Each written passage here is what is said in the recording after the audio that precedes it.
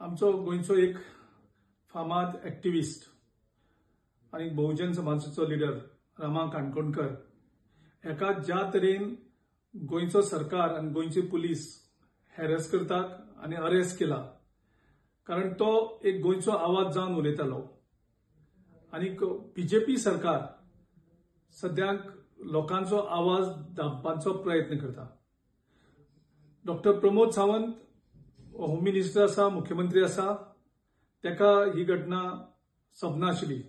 एक एक्टिविस्टाक एक क्रिमिनला भशेन अरेस्ट करप ह्या घटनेचो हांव खंडन करता आणि मुख्यमंत्र्याकडे मागता की असो जर तूं सप्रेस करपाक लागलो लोकांचो आवाज जाल्यार तुजो जो सरकार आसा तो बेगीन देंवतलो आणि तुमचे कडेन ताबडतोब मागता की रामा काणकोणकराची रिलीज इमिजिएट करची।